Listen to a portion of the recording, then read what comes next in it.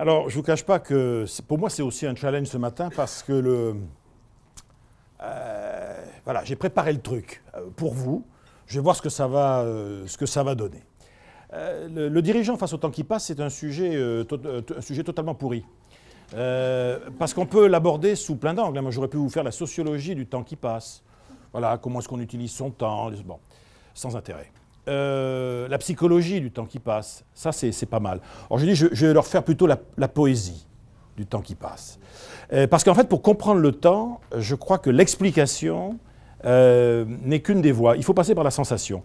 Alors moi, je vous conseille de relire, si vous avez l'occasion, vous le trouverez sur Amazon sans problème, un très beau livre. Moi, je suis un type du Sud, hein, au bout d'un moment, surtout quand je m'agace, ça s'entend.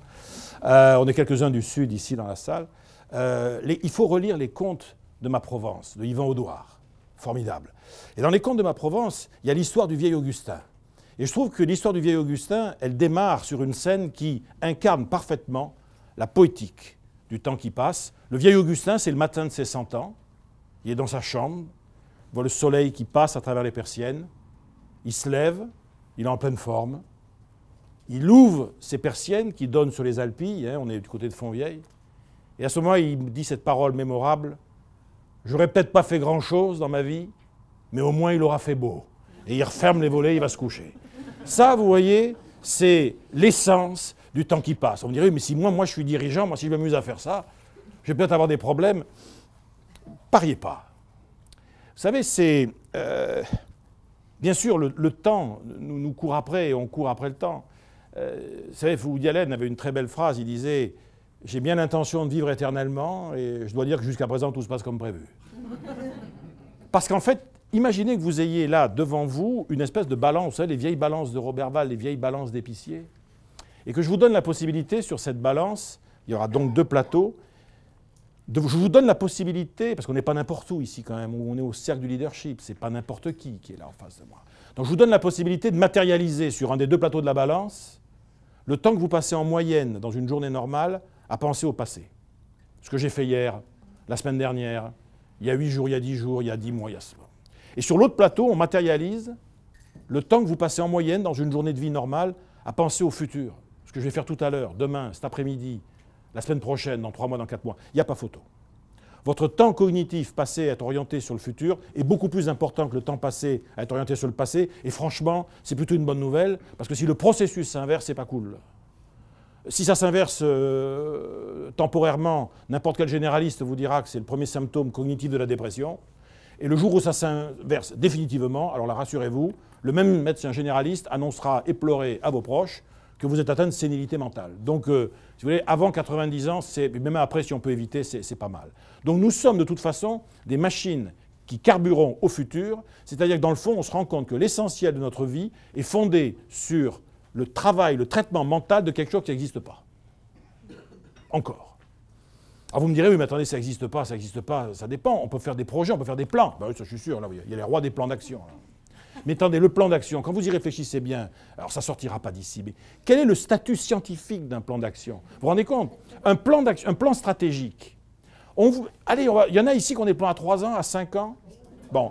Mais vous vous rendez compte, un plan à 5 ans, dans un monde où on n'est pas foutu de savoir à quoi ressemblera la croissance dans 6 mois, où est-ce que ça va péter au Moyen-Orient, et on fait un plan d'action stratégique à 5 ans. Mais attendez, ça a le même statut cognitif que la danse de la pluie.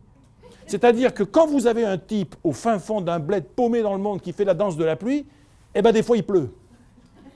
La question, c'est est-ce qu'il y a un rapport de causalité ou un rapport de co-occurrence? C'est tout le problème. Donc dès l'instant où le dirigeant a accepté et vraiment est clair avec ça, vous avez une dimension chamanique. Ben c'est bien. Je trouve que c'est plutôt pas mal. Mais qu'est-ce que je vais en faire? Alors ça c'est plus embêtant. Vous voyez, dans le fond, on a, quand on est dirigeant, on est confronté à 3 grandes contraintes. Vous en avez, ils sont scotchés dans le passé. Alors on appellera ça passéisme, rétrograde, etc. Bon. Mais on peut aussi appeler ça tradition. Ah bah oui, valeur historique, etc. D'autres, ils sont totalement orientés sur le futur. Alors là, c'est les visionnaires, mais les vrais visionnaires. Moi, je vous parle du vrai visionnaire. C'est-à-dire le gars ou la fille qui vous dit « Moi, l'avenir, je peux vous en parler, j'en viens. Ah, » Respect. Bon. Puis après, vous avez ceux qui sont scotchés dans le présent. Généralement, être scotché dans le présent quand on est un patron, c'est pas bon signe. Hein. On va vous dire « Oui, mais attends, d'abord, ils ne respectent plus nos traditions. En plus, il pense qu'à des trucs, le futur, tout ça. Mais il est aussi complètement scotché dans le présent. Il n'a pas le nez dans le guidon, il recule. Enfin, bref, on se rend compte qu'on est confronté à une difficulté, c'est le présent, c'est quoi? Alors pourtant que la réponse est très simple. Vous avez tous lu Saint-Augustin, je le sais, je ne vais pas vous embêter avec ça, mais je voudrais vous rappeler le livre 11 des Confessions de Saint-Augustin. Vous voyez ce que je veux dire? Bon, alors pour les 2-3 qui ne seraient pas trop clairs là-dessus, c'est dans le livre 11 des Confessions de Saint-Augustin, donc on est quand même au IVe siècle. Saint-Augustin nous dit, de toute façon, il n'y a que du présent. Il n'y a que le reste n'existe pas. En revanche, il existe effectivement un présent du passé, qu'on appelle la mémoire. Il existe un présent du futur, qu'on appelle l'espérance. Et il existe un présent du présent, qu'on appelle la contemplation. Et de là à en faire un message pour des managers du XXIe siècle, il y a une petite marge. Parce que le problème du manager du XXIe siècle, c'est que lui, il est de toute façon confronté à une demande d'avenir. Tout le problème est là. C'est-à-dire que vous soyez intéressé ou pas, on vous demande de faire des prévisions, on vous demande de sortir des plans stratégiques. Vos collaborateurs vous disent « mais où on va ?» Vos banquiers vous disent « mais vous allez où ?» Tout le monde, les pouvoirs publics, les médias. La demande d'avenir est fondamentale. Donc en fait, on passe son temps à nous demander un truc qui de toute façon n'a jamais existé, puisque de toute façon, je vous le confirme, personne n'a jamais été demain matin. Et alors en plus, plus on avance, plus le temps se rétrécit. Je crois que c'est mon copain Michel Godet, qui est prof au CNAM, qui dit « dans le fond, ce qu'on regrette dans le passé, c'est l'avenir qu'il avait devant lui ». C'est pas faux, quand on y réfléchit bien. Partant de là, dans un roman qui s'appelle L'homme pressé, Paul Morand fait dire à un de ses personnages « le temps ne respecte pas ce qui se fait sans lui ». C'est-à-dire que dès l'instant où on veut aller vite, dans certains domaines, on risque de mal faire. Et il existe surtout des choses qui ne supportent pas la rapidité. On ne peut pas tout accélérer. Bien sûr, on vit dans un monde d'accélération. Mais vous savez, les Chinois ont une belle image pour ça. Ils disent 9 femmes, même de bonne volonté, pourront jamais faire un enfant en un mois. Il y a un temps nécessaire. Construire une amitié, construire une relation amoureuse, apprendre quelque chose de nouveau. On dit toujours que pour maîtriser une nouvelle technique, pour maîtriser quoi que ce soit, il faut 10 000 heures. Bon. On peut toujours essayer de faire plus vite, mais on se rend compte d'une chose, c'est quand on fait plus vite, on le voit avec l'apprentissage des langues, par exemple. Si vous voulez apprendre n'importe quelle langue en 2 mois, pourquoi pas? Mais au bout des 2 mois, vous avez intérêt à être dans le pays en question, en train de taper le bout de gras avec les chauffeurs de taxi, les tenanciers de bar, voire éventuellement vos clients. Parce que si au bout de 2 mois, vous n'avez pas fait quelque chose, tout ça va disparaître. Tout ce qui s'acquiert très très vite a un mal fou à tenir.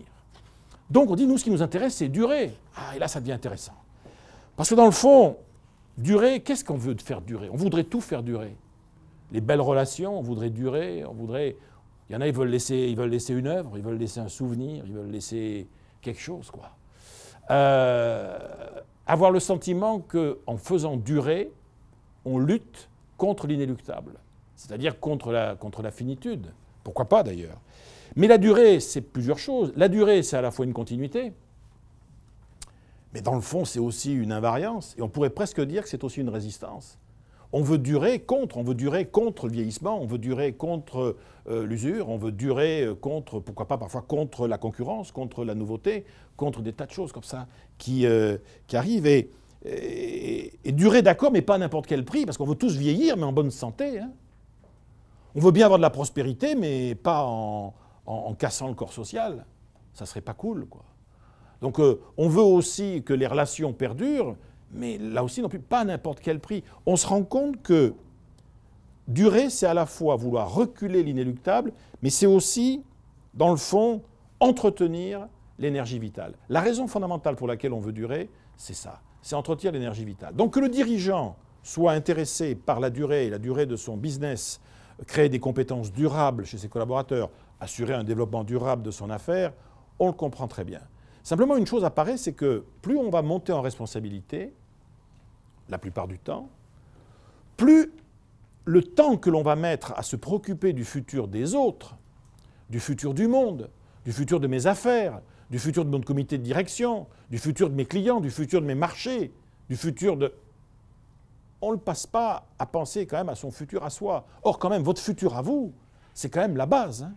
Parce que le problème, c'est que si vous n'êtes pas là comme acteur clé dans votre futur, je dirais, ça perd un petit peu de sa signification. Vous voyez, d'un point de vue philosophique, on est quand même bien d'accord là-dessus.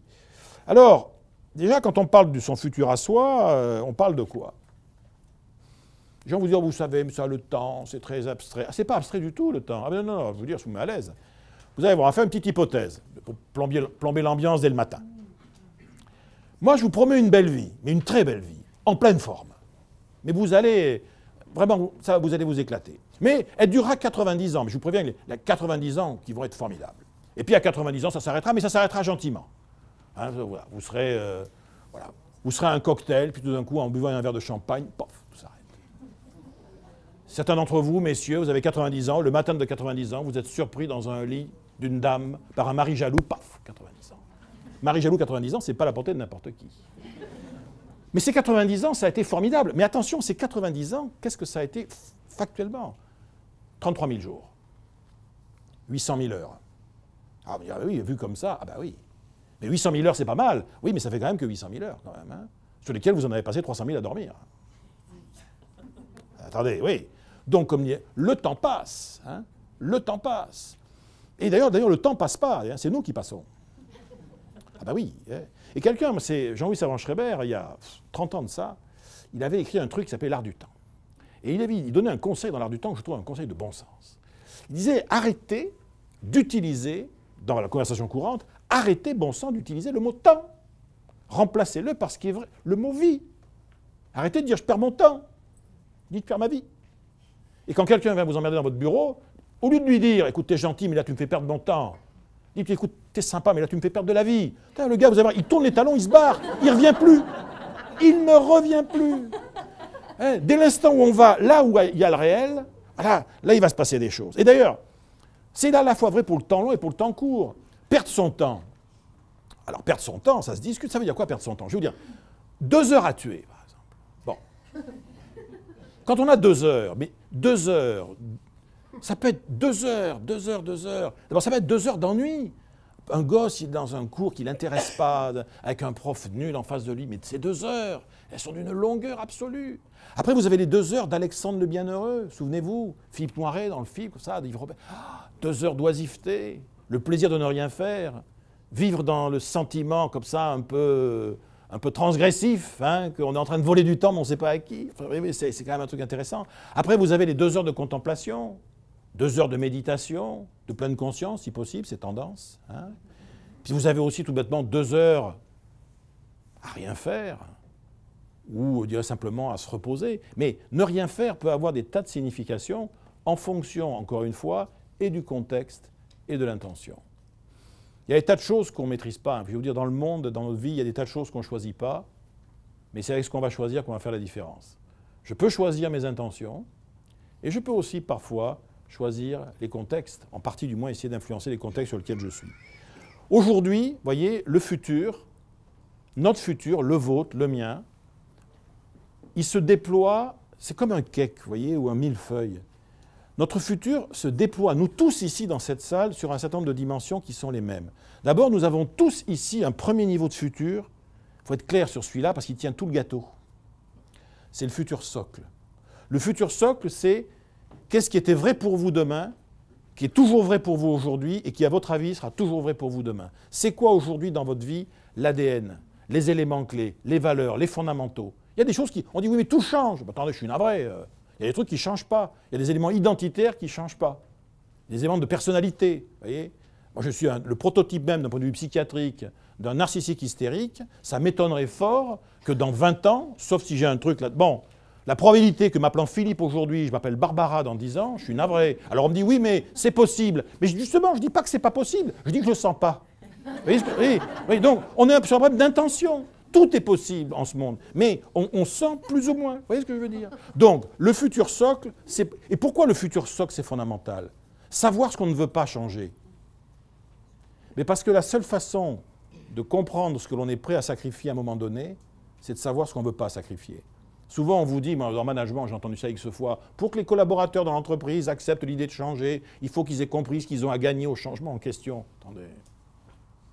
Ça, c'est la psychosociale de Bistro. Non, non. Pour que les collaborateurs acceptent l'idée de changer, il faut d'abord qu'ils aient compris ce que ce changement va leur permettre de conserver. Voilà. Là, à partir de là, on va peut-être pouvoir commencer à discuter. Donc, il y a ce premier niveau de futur, c'est ce qui ne bougera pas. Le deuxième futur, c'est ce qui bougera à coup sûr. Moi, de toute façon, dans 10 ans, j'ai 68 ans. J'espère que je ne les ferai pas. Mais je les aurai. Si je ne les ai pas, c'est que je n'ai plus de problème. Bon. Mais quand je dis ça veut dire que tout bouge, il y a des éléments nécessaires. De même que vous avez dans vos entreprises des brevets, dans 10 ans, ils sont tombés dans le domaine public. C'est la loi. La nature, la loi fait qu'il existe des nécessités, des choses qui bougent. Tout commence, tout change et tout finit. Voilà. La vie est ainsi faite. Il existe des nécessités, des espèces de sens obligatoires comme ça, auxquels on sera confronté. D'un autre côté, nous avons aussi, nous, troisième niveau de futur, des futurs interdits. Il y a des futurs qu'on exclut. On s'interdit d'envisager que ma vie, mon job, mes relations avec les autres, etc., évoluent dans ce sens-là.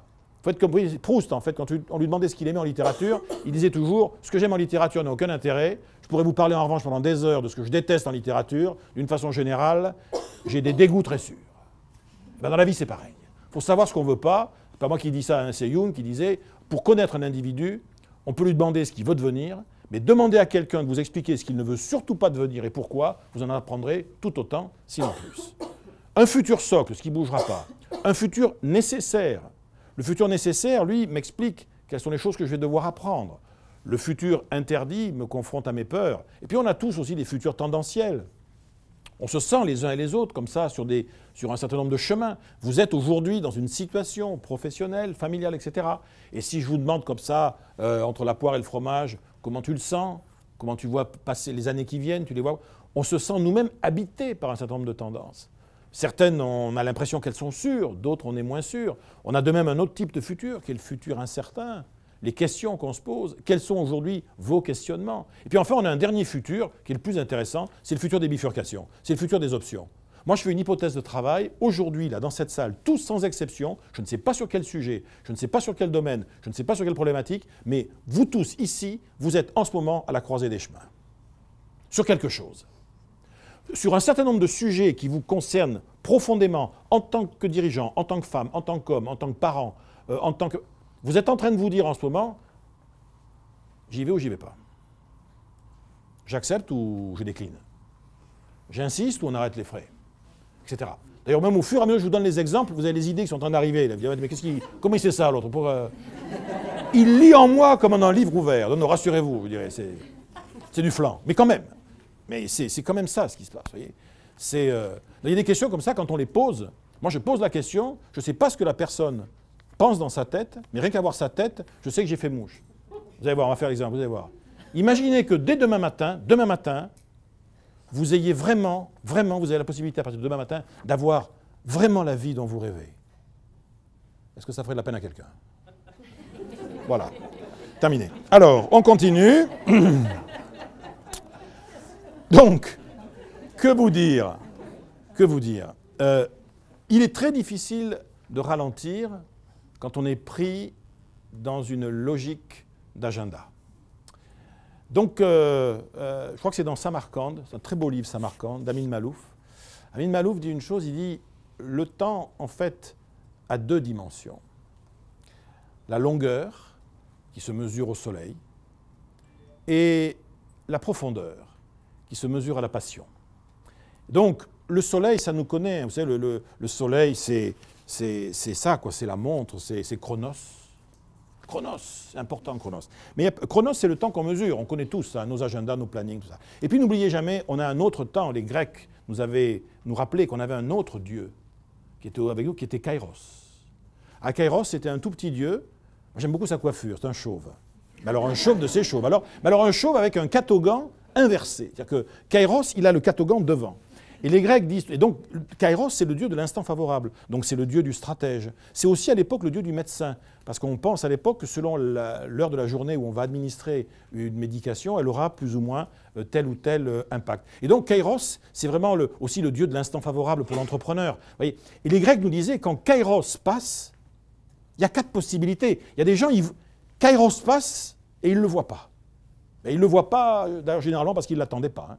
Vous avez des gens, ils passent leur vie à laisser passer des trucs. Je ne sais plus ce qu'il me disait. Le vrai malchanceux, en fait, chaque fois que la chance vient frapper à sa porte, il appelle les flics pour tapage nocturne. Donc, bon. il y en a, Kéros passe, il ne le voit pas. Il y en a, Kéros passe, il le voit, mais ils ne font rien. Ça arrive, ça. Il ne faut rien, et oui. Il y en a, Kéros passe, ils veulent l'attraper, mais ils ne sont pas prêts. Ils n'ont pas laissé la maturation, ils n'ont pas appris ce qu'il fallait, ils ne sont pas... Et puis il y a ceux, effectivement, où Kéros passe, ils le voient, ils sont prêts, ils le chopent. Et donc, je vous dis, c'est les stratèges, les entrepreneurs, etc. Mais dans la vie quotidienne, Kéros, bon, moi par exemple, je suis un baby boomer, je suis né en 58. Bon. Je parlais ça à mes enfants il n'y a pas longtemps, j'étais absolument scandalisé par ça, mais moi, j'ai mon temps, il y en a plusieurs qui étaient d'ailleurs, même qui me connaissaient à l'époque, j'ai des témoins même ici. On allait dans les booms. Et dans les booms, quand on était un garçon, mais quand on était une fille aussi, moi j'ai expérimenté Kairos très jeune. Parce que dans les booms, Kairos, c'était un moment très particulier. C'était la fin du dernier slow. C'était le moment ou jamais. C'était maintenant. Si jamais on lâchait Kairos, il fallait attendre la boom d'après. C'était... Et alors ça, moi la pensée grecque, c'est un truc, vous voyez, tout le temps, j'étais là, dedans. C'était un truc formidable. Alors, tout ça pour vous dire que quand on est dirigeant, sachant qu'on doit respecter ce temps rapide, ce temps du planning, qu'est-ce qu'on peut tenter de faire pour essayer parfois d'aller contre ce paradoxe qui fait que ce temps rapide me siphonne littéralement mon temps de vie? Comment tenter parfois de revenir sans passer son temps à faire de la méditation? Ce qu'on peut faire aussi, mais tout le temps, ça devient un peu problématique. Donc, il y a deux, trois choses. D'abord, je pense qu'il est important, toujours, pour nous tous, de nous rappeler que s'il y a quelque chose sur lequel il est important de ralentir, c'est l'essentiel. C'est-à-dire, il y a deux choses sur lesquelles ça vaut le coup de ralentir, c'est la gestation et la relation humaine. Laisser du temps à l'apprentissage, entre autres au sien. Et pourquoi pas d'ailleurs se remettre en situation soi-même de gestation. Très souvent, quand on arrive à des fonctions de direction, de management, on oublie qu'on a aussi encore le droit, bien qu'on ait fait des tas d'études, etc., de vouloir continuer à apprendre des choses nouvelles. Moi, je suis sûr qu'il y a des choses que vous avez toujours rêvé d'apprendre. Certains d'entre vous, ici, dans le fond, malgré toutes leurs responsabilités, etc., ils ont toujours rêvé de savoir dessiner, ou de jouer de la guitare, ou de faire du tennis, ou du golf, soyons fous. Bon, très bien. Et on a... Oui, mais j'ai pas le temps. Ah si, justement. C'est parce qu'on n'a pas le temps qu'il va bien falloir trouver à un moment donné, se créer des moments de temps court et de temps profond dans des environnements qui sont siphonnés par Chronos. Donc, savoir ralentir sur l'essentiel. Le deuxième élément, c'est que nous sommes tous des machines à nous concentrer. On est focus. On sait tous faire ça. On est sur un dossier, on s'y accroche, etc. En revanche, il faut la leçon de Jean-Claude Van Damme, il faut être aware. Non mais on dit ça, on dit oui, maintenant Jean-Claude Van Damme, etc. Bon, attendez, n'oubliez pas que Jean-Claude Van Damme est comme tous les gars d'intelligence très moyenne, de temps en temps il a des éclairs d'imbécilité. Et on peut en faire quelque chose. C'est un truc, bon. Aware, ça signifie qu'il ne suffit pas d'être concentré, parfois il faut être attentif. Et alors on ne peut pas faire les deux. Si vous êtes très concentré, justement, vous n'êtes pas attentif. Mais si vous êtes totalement attentif, vous allez avoir du mal à vous concentrer. Il y a un temps pour les deux. Nous sommes plutôt des machines à nous concentrer parce que la plupart d'entre nous, on a été formés comme ça, on pilote les autres comme ça. Il faut nous retrouver du temps.